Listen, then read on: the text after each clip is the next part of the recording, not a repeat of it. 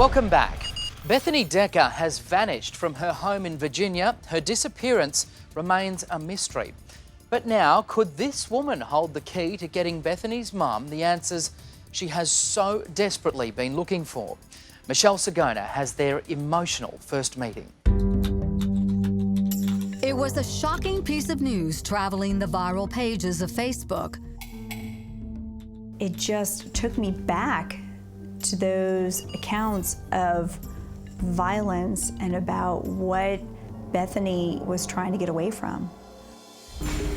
Ronald Roldan, the man who had last seen Bethany Decker the day she disappeared in Virginia, had been arrested in North Carolina for the attempted murder of his latest girlfriend, Vicki Willoughby. The horrifying details of abuse and possessiveness held a striking similarity to Bethany's story. This is Vicki now, and it's a miracle she's alive to talk to Crime Watch Daily. He used to have what I called outbursts out of nowhere, rages of anger, and they would literally come out of nowhere. One too many outbursts and then physical abuse had convinced Vicki to leave. But one November night, her plan to move on for good almost got her killed. What happened on that Tuesday? He came towards me in the living room, never said a word.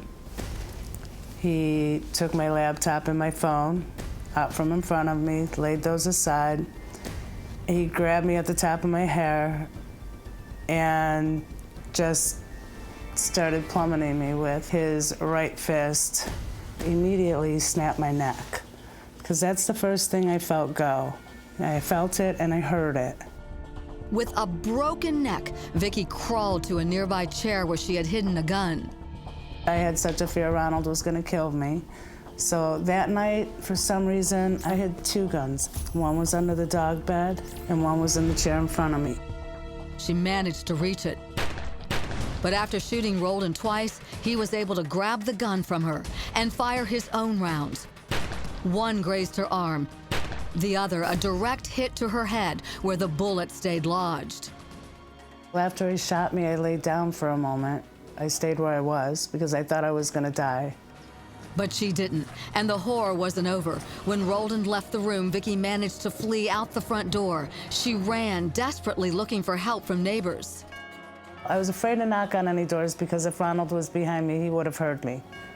So that's why I was running around ringing everybody's doorbells. When police arrived, Ronald Roldan was arrested and soon charged with 3 felony counts: assault with a deadly weapon with intent to kill, assault inflicting serious bodily injury, assault on a female. He's a bad man and he's done bad things. And I talked about Bethany immediately because I needed them to all be aware that this was not a normal circumstance. In the weeks that followed, Vicki contacted Kim Nelson by phone. After her ordeal, Vicki believed Ronald could have been responsible for Bethany's disappearance.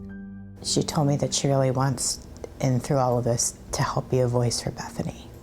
She shared with me from her ICU bed that she wanted people to know that there's somebody else, that you have to find Bethany. I just could not believe that. Vicki and Kim had never met in person, but now, for the first time, Crime Watch Daily brings them together to share their mutual stories. Hi. Oh, I'm so glad to meet you. You too. You are so amazing, Thanks. so strong. Thanks. Ronald Roldan would soon face trial in the Vicki Willoughby attempted murder case. He has pleaded not guilty.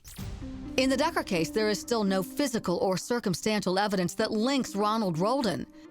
Investigators attempted once again to interview him after his arrest. He wasn't cooperative. He listened to what I had to say and then basically asked me to speak to his attorney. Do you feel in your heart that he has information that he's not shared with you? Well, he hasn't cooperated fully, and in my experience, people that have something to hide behind their attorneys. Crime Watch Daily found Roldan being held in a North Carolina jail. Hi, Ronald. We also tried to speak with him through a closed-circuit video about Bethany, but once again, he shunned any questions. Ronald, Is there anything you would like to say about Bethany's case? Look, please don't contact me again. I said, please do not contact me again. If there's anybody out there that has information about where Bethany is, I want the opportunity to be able to tell her that I love her. And now, Bethany's mother, Kim, hopes if anyone has information that can lead to her whereabouts, they will come forward. What is your message to them? I want them to know that I love my daughter more than anything. I want to protect her. I'm her mom. I don't want this to happen to anybody else. Matt, Bethany's family is convinced that someone out there knows something about what happened to Bethany and where she is now. They just need that person to be brave enough to step forward. Thanks, Michelle. And that's where you, the viewer at home, can help solve this case and also ease the family's anguish. We've broken down the entire Bethany Decker case detail by detail on our website. If you have any information, you can click on Submit a Tip or call our toll-free tip line. That number is 1-844-800-CRIME. Together we can prove we are watching.